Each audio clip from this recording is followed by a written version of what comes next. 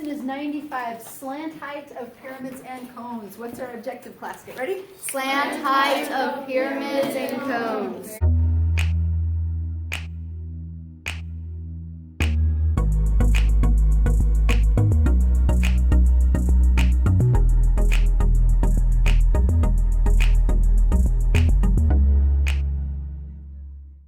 Very good. Slant height of pyramids and cones. It's pretty cool because we're going to use the Pythagorean theorem to figure out a piece of this and a piece of this. And so I actually started drawing it on. If you take a pyramid and you've got the height, we've talked about the height of a pyramid, right? If you dropped a rock and it could travel right straight through the pyramid and land right there in the middle, that would tell you how tall it is. Emma? It's doing something weird. I don't know. It's good.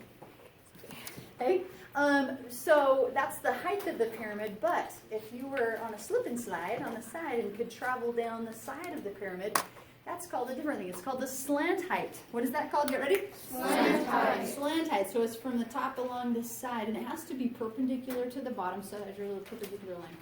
So if we could imagine from the center where the rock would drop out to the edge, and then that slant height, I could form a right triangle. I just can't draw the triangle in here, so I'm going to draw it right here with red.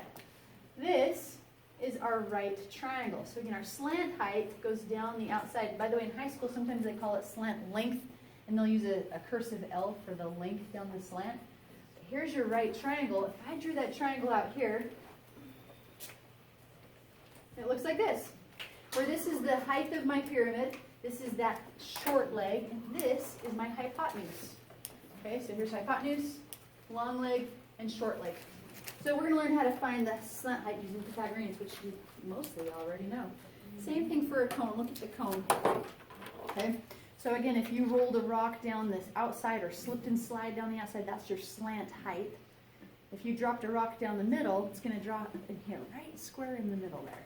Okay, so that short distance, aka radius, from the center out to the edge, that's your short leg on your right triangle. So when we solve these problems, the first thing we have to make sure we conceptualize and visualize is, what does that triangle look like? What is that cross section? If I slice through it, what does the triangle look like? So I'm going to have you guys draw the right triangles.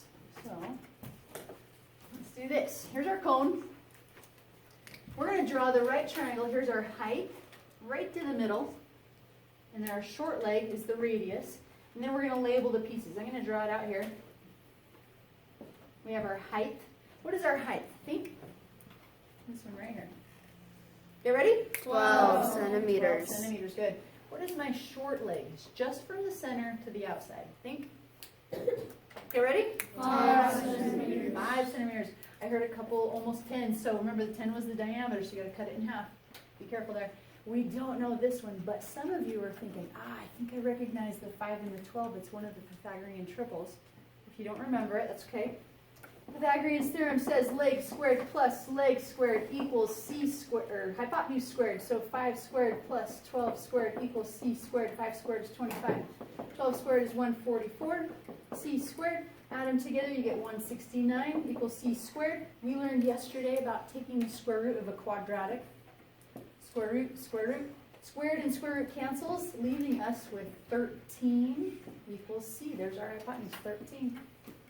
And that's our slant height. What is it called? Get ready? Slant height. Slant height. And all we use with the Pythagorean theorem. We have one more example. Armand is building a model of the Great Pyramid. He's trying to make it proportionate. So he says the base, make that a little bigger. The base is 30.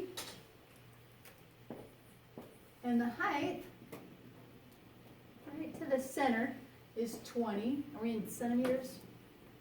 And he wants to know what the slant height is. And I'm trying to think, okay, should I draw on this face? Should I draw on this face? And I think this one makes the most sense because we can get a nice right triangle. And I'm trying to go right to the middle of that. And right out here. There's my right triangle. I have a height. I have a base. What is the length of my base? Think. Get ready?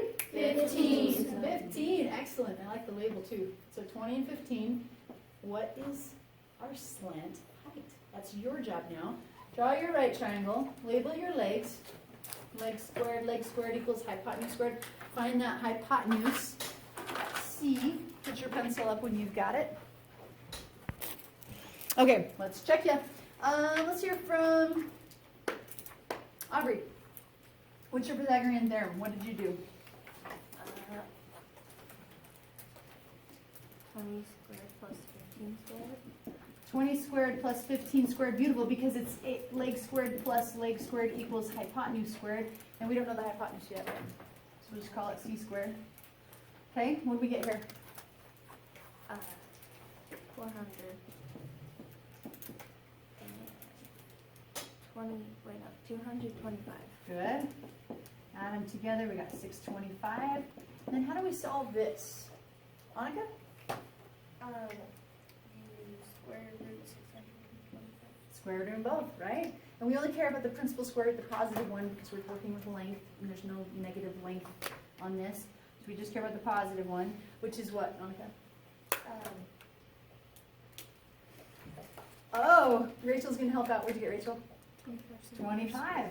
And she's got her units. 25 centimeters equals our hypotenuse squared. Any questions on that? Avery? On that one, I did the 3.5. The what thing? The 3.5. Ooh, did anyone else see that? Raise your hand if you saw the Pythagorean triple, the multiple of 3, 4, and 5. If you were to blow up the small one 5 times bigger, it'd be 5 times bigger, 5 times bigger. So this one has to be 5 times bigger. How many of you saw it? 1, 2, 3, 4, 5, 6, 7, 8. Wow, more than any of my classes. Spencer? So I don't get how 25 can get to that kind of number. Okay, let's check. So it looks right. This is the longest one because it's the diagonal one, the hypotenuse one. But how do we get a 25 out of root 625? Yeah. That one? Think about this. Say we didn't have a calculator and we're trying to figure out what's the square root of 625. Well, if you did 20 squared, you know that's 400, so that's too low. If you did 30 squared, that's 900, so that's too high. It's got to be between 20 and 30. Oh, so you just find the average of those? Not really. Like for me, if I didn't have a calculator, I'd go, well, it ends in a 5. What factors, if I multiply by itself, I'm going to get a 5 out of? 3 times 3 gives me a 9. 4 times 4 gives me a 6. 7 times 7 gives me a 9. 7 times 7 gives me a 9. 8 times 8 gives me a 4. So the only thing left is 5 times 5. It's got to be a multiple of 5. And the only thing between a 20 and a 30 with a 5 on the ending is a 25. Then I would just check it out. I'd multiply it out and check it. Okay, Lexi? So if you were to do this and then you got a number that didn't have a square root and it like was a terminated in decimal and stuff, how would you figure out how to get the right answer? Love that, because that was the very next thing I was going to do. In your practice set, one of your hypotenuses is going to be like this.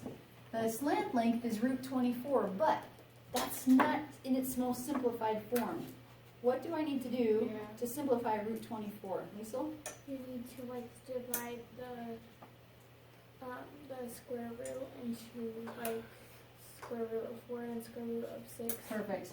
Or square root of 6. Okay, factors. And I'm looking for perfect squares. 4, 9, 16, 25, 36, 49, 64, 81, 100, etc. Kaylee, you still there? Mm-hmm. Good. Okay. What's the square root of 4, Kaylee? 2. 2. And I can't take the square root of 6 and get a whole number, so I just write 2 root 6. Okay? So again, if you can simplify your radical, you must. And you're going to see 2 problems like that in your practice set. Make sure you simplify your radical. What are we supposed to do with our radical? Get ready? Simplify. Simplify. Find its factors. All right, take a 20-second stand-up break. We're on 636. Thanks, Emma.